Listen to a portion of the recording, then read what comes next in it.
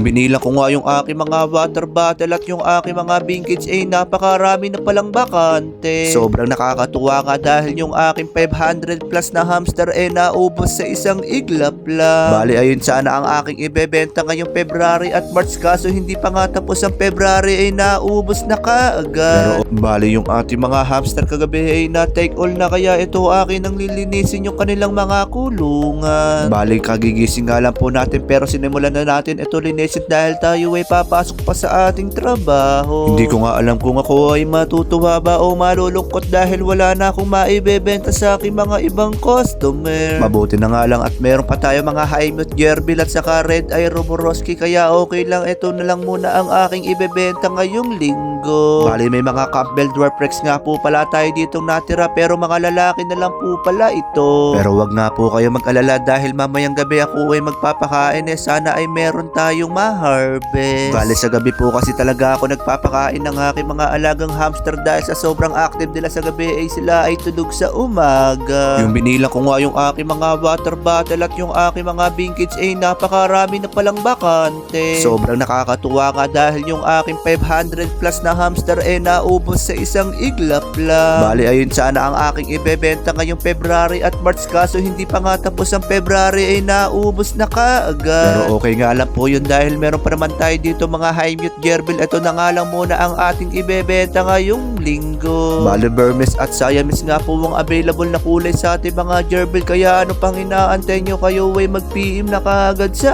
akin. Bali dalawang size nga po ang available, meron tayong bagong harvest at meron na tayong mga breeder age. Isa lang naman ang halaga kung ano ang iyong trip, kung gusto mo ba malaki na o yung maliit pa. At syempre dito is meron din tayo mga Campbell Dwarf Hamster na Rex, pero ito ay mga lalaki na nga lang po ang natira. At itong ating Roboroski Red ay paubos na, kaya ano pang inaantay mo?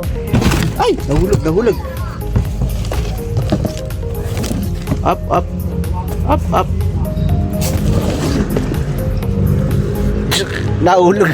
Nahulog sila mga kami. Buti mababait yung ating Gerbil, hindi inatake itong ating mga Red Eye. Ayan.